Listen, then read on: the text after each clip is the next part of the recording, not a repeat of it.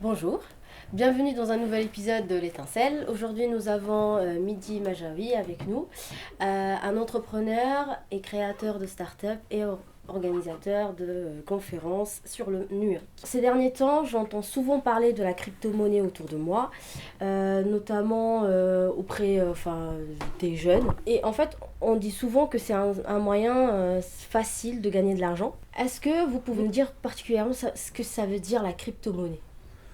Merci Sabrina, je suis très content d'être là. Et justement pour parler de ce sujet, parce que il y a beaucoup de choses qui sont dites et qui sont assez fausses en général.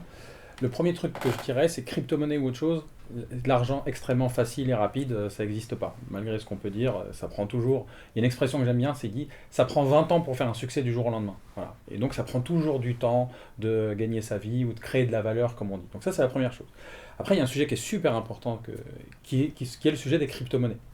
Et les crypto-monnaies, avant de savoir comment gagner de l'argent avec ou pas, est-ce que c'est une arnaque ou pas, faut essayer de comprendre qu'à la base, c'est une idée, c'est une utopie, qu'un jour, on pourrait faire un système monétaire, un système d'échange d'argent, sans les banques. À la base, en 2009, quand ça a été créé, c'était l'idée qu'on peut faire un système sans les banques, qu'on dit décentralisé, où les gens vraiment détiennent leur argent, plus besoin de le mettre à la banque, on le détient dans un portefeuille, ce qu'on appelle un wallet, et on va pouvoir s'échanger de l'argent sans plus jamais payer de commission aux banques, et sans plus jamais dépendre d'une banque qui contrôle ce qu'il y a sur les comptes ou qui contrôle les échanges financiers. Et il y a une idée qui était intéressante au départ, c'est que je ne sais pas si vous avez déjà fait un virement à l'international, mais vous faites un virement à l'étranger, parfois ça prend 2, 3, 4 jours. Si vous aviez eu l'argent vous-même dans la poche, vous aviez pris un billet d'avion et vous allez le déposer, le donner à la personne, ça aurait été plus vite. En fait, le système bancaire mondial, il est devenu très gros, il prend beaucoup d'argent, il est devenu lent et pas efficace. Et c'était en 2009 quelqu'un qui s'est dit, mais en fait, je vais faire une technologie qui va permettre de faire des crypto-monnaies où on va pouvoir s'échanger de l'argent facilement, de manière complètement indépendante. Et les crypto-monnaies, c'est cette idée-là au départ. Mais d'où provient vraiment l'intérêt de cette monnaie? Et est-ce qu'on peut vraiment s'en passer des banques comme vous aviez dit tout à l'heure? Dans l'idée, oui, hein, une banque, qu'est-ce que c'est? Une banque, c'est une organisation dans laquelle on a mis, les États ont donné des licences, c'est-à-dire on dit on vous fait confiance pour gérer l'argent des gens, et que vous n'allez jamais tricher, et que vous allez bien sécuriser l'argent des gens, et que vous allez prêter aux gens, et ainsi de suite. Donc c'est des organisations, c'est des grosses structures, à qui on a donné une licence pour dire on vous fait confiance. Le problème, c'est qu'on a vu avec plein de crises, les banques, parfois, elles font n'importe quoi, et maintenant on est devenu dépendant du système bancaire. Quand il y a des banques qu'on appelle systémiques, c'est-à-dire que si elle tombe, la banque, tout le système s'écroule. Donc on vient les sauver. Je ne sais pas si vous imaginez, mais vous avez quelqu'un à qui on a fait confiance, puis quand il fait n'importe quoi, de toute façon on vient le sauver. Donc il n'a pas peur de faire n'importe quoi. Donc c'est aussi pour ça qu'il y a eu cette idée des crypto-monnaies, c'est de se dire, mais si on fait une technologie qui s'abstrait des banques, on gagne de l'argent, on peut envoyer de l'argent de manière hyper rapide, et puis surtout on devient indépendant. Donc c'est ça vraiment l'idée des crypto-monnaies à la base, contre le système bancaire en particulier. Voilà. Et c'est comme ça qu'il y a eu beaucoup de gens qui ont adopté des crypto-monnaies en se disant il y a un projet génial derrière, un projet de devenir indépendant du système bancaire, voilà, et devenir vraiment libre de notre argent sans aucun contrôle des États, des banques, ce qu'on dit dans le monde des crypto-monnaies, sans autorité, voilà, sans personne qui peut décider pour vous. On pourra expliquer la technologie qui est derrière les crypto-monnaies, qui s'appelle la blockchain, mais c'est un système qui démocratise énormément plein de choses, notamment les prises de décision qui sont prises en groupe et ainsi de suite. Voilà. Mais en tout cas, c'est cette idée-là, à la base, contre le système bancaire. Mais on va voir qu'aujourd'hui, le système bancaire s'est approprié les crypto-monnaies, et l'utopie, elle a un peu disparu. Tout à l'heure, vous avez mentionné le mot blockchain. Est-ce que vous pouvez nous en dire plus? Alors, la blockchain, c'est la technologie qui est derrière la quasi-totalité des crypto-monnaies. C'est une technologie qui permet de démocratiser, on va dire, la prise de décision pour qu'il n'y ait plus jamais une seule autorité qui décide. Aujourd'hui, par exemple, combien vous avez sur votre compte en banque, ça c'est la banque qui vous le dit. Et elle vous fait un papier qui dit voici combien vous avez sur votre compte en banque. Donc on croit la banque. La blockchain, c'est un système pour qu'il n'y ait plus jamais d'autorité. La blockchain aujourd'hui, c'est des milliers de personnes ou d'entreprises ou d'organisations qui ont toutes les transactions du monde entier et qui savent qui a combien sur son, sur son compte de crypto-monnaie. Et donc le système est complètement transparent, plus personne ne peut tricher. Et toutes les 10 minutes, tout le monde se met d'accord sur qu'est-ce qui s'est passé dans le réseau. Toi, il y a combien? Est-ce que Sabrina a envoyé tant d'argent ou tant de bitcoin à Tahar ou à quelqu'un d'autre? Ok, tout le monde va se mettre d'accord, et toutes les 10 minutes, on se met d'accord et on ferme, et ça devient un bloc qu'on ne pourra plus jamais changer dans le passé. Et ainsi de suite, pendant 10 minutes, on réouvre les transactions, on écoute ce qui se passe, et un bloc. Donc, une fois qu'on a scellé le bloc, on ne peut plus retourner dans le passé pour aller changer quelque chose. Donc, plus personne ne peut tricher, et il n'y a plus besoin d'autorité qui dit Sabrina, elle attend, parce qu'en fait, on s'est tous mis d'accord, toutes les 10 minutes, et donc tout le monde a vu que Sabrina, elle avait, je sais pas, un bitcoin sur son compte, voilà. Tout le monde l'a vu, et il n'y a plus besoin de croire à un État ou à quelqu'un d'autre. En fait, ça nous force à faire confiance à l'autre, c'est ça. Alors, on fait confiance à tout le monde. En fait, toutes les 10 minutes, le consensus est décidé à la majorité. Donc c'est un peu de la démocratie, hein. C'est la majorité du réseau, 51% du réseau, qui va décider, qui va dire « Ok, on ferme et on prend ». Donc c'est de la démocratie, entre guillemets, appliquée à la prise de décision quand il concerne la technologie. Est-ce que vous pensez que la crypto-monnaie, c'est une révolution ou une arnaque? L'idée des crypto-monnaies, c'est une révolution. Ouais. Vraiment, changer le système bancaire mondial international dans un système très digital qui s'abstrait des banques ou qui s'abstrait des autorités financières. Donc ça, vraiment, à la base, c'est une révolution. Ce qui s'est passé, c'est qu'au fur et à mesure que ça s'est développé, les gens ont vu l'intérêt, les gens ont vraiment vu l'intérêt des crypto-monnaies, parce que l'idée de beaucoup de crypto-monnaies valent de plus en plus cher au fil du temps, parce qu'elles sont faites comme ça. Et ensuite, ce qui s'est passé, c'est que beaucoup de gens ont vu l'opportunité de faire de l'argent. Certains ont gagné beaucoup d'argent, certains. Mais maintenant, on vend à tout le monde que tout le monde peut gagner, que c'est un moyen de gagner de l'argent très rapidement, ce qui n'est pas forcément vrai. Et donc, il y a énormément d'arnaques maintenant dans ce milieu-là. Et de plein d'ordres. Il y a des gens qui font des crypto-monnaies d'arnaque. Ils n'ont jamais l'intention qu'elle soit utile un jour. Ils vous vendent la crypto-monnaie, ils prennent l'argent, ils s'en vont. Voilà. Et puis il y a des gens qui vous disent que vous pouvez investir et que vous gagnerez à coup sûr parce que c'est fait pour ça. C'est pas vrai. C'est un investissement très risqué. Et comme tous les investissements, plus on peut gagner vite, plus on peut perdre vite. Et en général, même si on gagne, on va continuer en croyant qu'on va gagner, puis on va tout perdre à la fin. Et c'est la majorité du temps ce qui se passe. Mais si on comprend ce qu'on fait, voilà, voilà, ça peut être intéressant d'investir dans les crypto-monnaies, mais que si on comprend. Et c'est le dernier avis que je dirais ici, mais les grands investisseurs qui sont connus, après on est d'accord ou pas avec le capitalisme et ce qu'il représente, mais ils investissent que dans ce qu'ils comprennent. Quand ils ne comprennent pas, ils n'investissent pas. Donc, voilà. Et quand ils croient avoir compris, ils n'investissent pas. D'où provient la valeur de la crypto-monnaie? Pour ça, il faut revenir à d'où vient la valeur de la monnaie, avant de comprendre les crypto-monnaies. La valeur d'une monnaie, c'est ce qu'on appelle sa garantie. Avant, souvent, la monnaie, elle était échangeable en or. C'est-à-dire qu'avant, pour 100 euros, enfin l'euro n'existait pas, mais ou 100 dollars, l'État, donc toujours cette autorité, elle garantissait une contrepartie en or. Vous pouviez changer 100 dollars en un petit morceau d'or à tout moment. Voilà. Il y avait une valeur. Le billet valait quelque chose en contrepartie en or.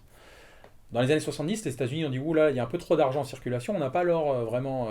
Si tout le monde demande l'or, il n'y en a plus. Donc ils se sont dit on va l'enlever et on va juste dire que c'est une promesse. Un billet de 100 euros, ça veut dire que si un jour je vais à la banque centrale, on me garantit que ça vaut 100 euros. Voilà, c'est une promesse. C'est juste ça. Donc c'est juste de la confiance, l'argent. La valeur d'une monnaie, c'est de la confiance qu'on a en la personne qui l'émet, qui l'a créée. D'accord ? Les crypto-monnaies, c'est la même chose. La valeur dans une crypto-monnaie, c'est la valeur dans les gens qui l'ont créée ou dans le réseau qui la maintient. On a vu, hein, avec la blockchain, c'est plus une autorité, c'est un réseau maintenant. Donc je prends l'exemple la plus connue qui est Bitcoin. Bitcoin, sa seule valeur, c'est qu'aujourd'hui, il y a plein de gens dans le monde qui se disent « Je crois au réseau, je crois en sa décentralisation, je crois qu'aucun État peut le contrôler, et donc je crois que, vu que personne ne peut le contrôler, je crois que c'est stable. Je crois que c'est une valeur extrêmement stable, et donc j'y investis. Et donc les gens qui investissent dans Bitcoin garantissent la valeur de Bitcoin parce qu'ils y croient. C'est pas plus que de la croyance. Une monnaie, c'est aujourd'hui, depuis qu'elles sont plus garanties par une contrepartie, ce n'est que de la croyance.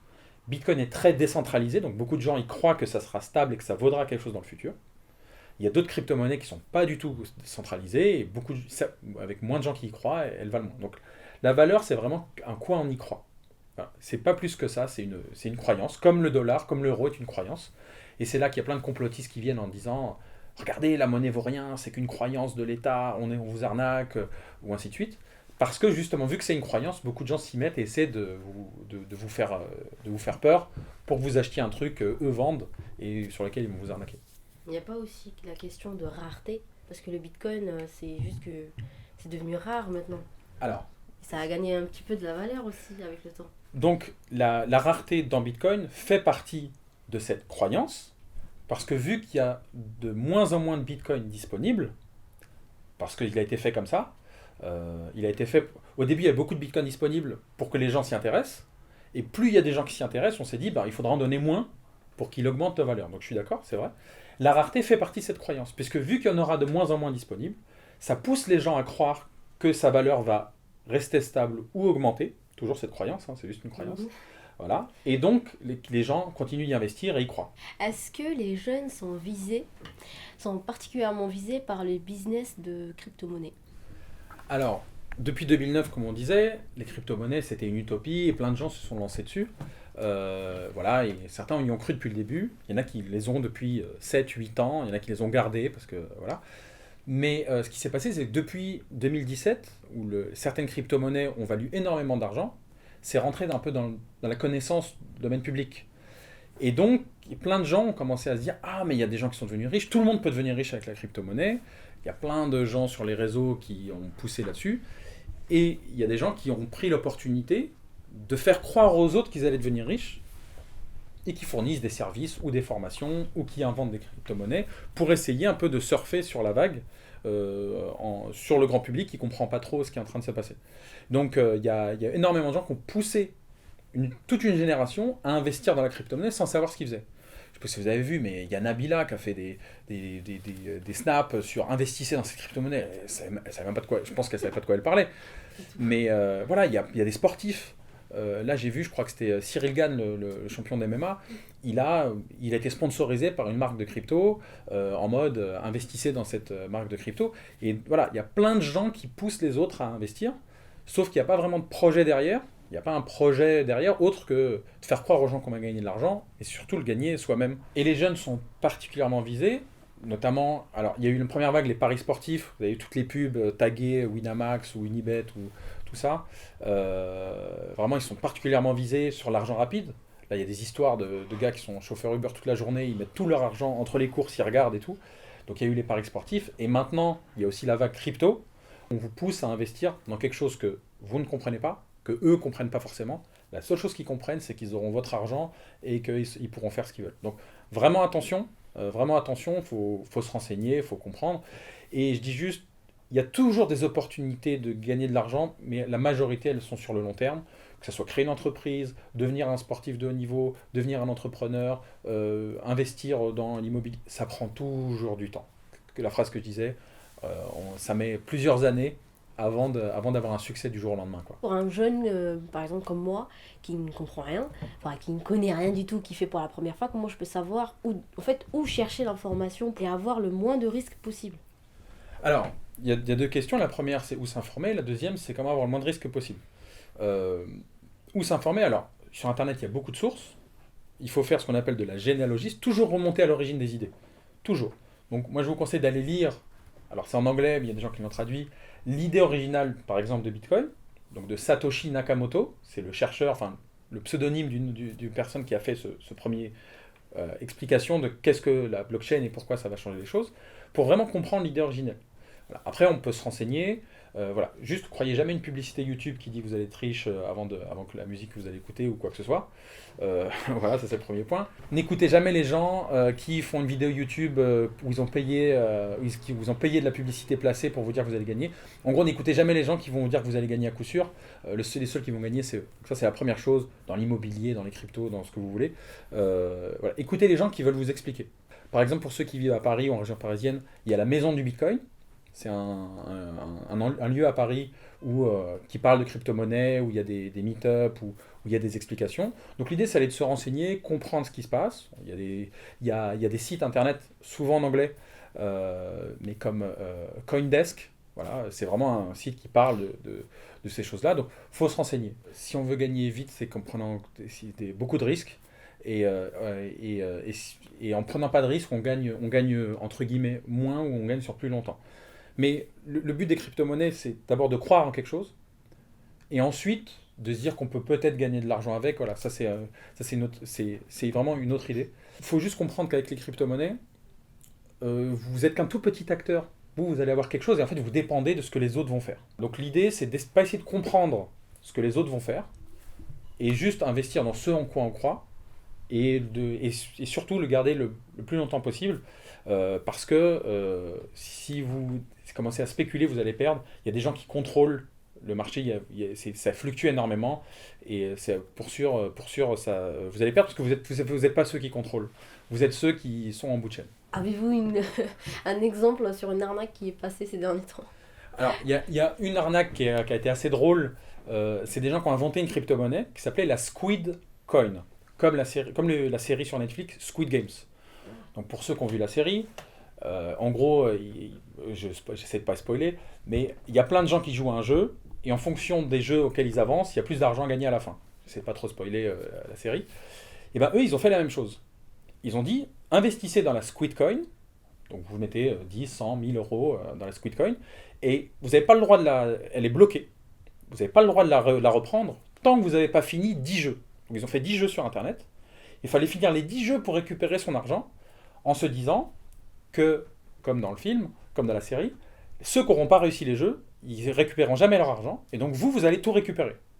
Parce que les 10 jeux étaient difficiles, et si vous gagnez les 10 jeux, vous allez tout récupérer de l'argent de ceux qui n'ont pas réussi les jeux. Donc vraiment un peu comme dans la série, et donc plein de gens ont misé, c'est monté à plusieurs millions d'euros d'argent qui ont été mis dans le truc, et les gars ils ont tout pris, ils sont partis. Il n'y a aucune réglementation, alors, parce que pendant 200 ans, comme on a dit, il y avait un système financier, bancaire qui est très régulé et qui est devenu un peu lourd. On a fait des crypto-monnaies à côté, pas régulées, mais tout est possible, et là ils sont tous juste partis avec la caisse. Et il y a un streamer, j'ai oublié son nom, il est en live, en train de voir la crypto-monnaie en train de monter et tout ça, et d'un coup, elle vaut zéro. Il avait mis beaucoup d'argent dedans, et j'ai oublié son nom, mais ça m'aurait de rire, parce il crie en live sur Twitch, il crie en live, il fait « Ah, mais qu'est-ce qui se passe là ?» Et ouais, ils sont partis avec l'argent du jour au lendemain. Quand on comprend pas ce qu'on fait, on se fait toujours avoir à la fin. Encore merci Midi d'être avec nous et de nous avoir parlé aussi de cette crypto-monnaie.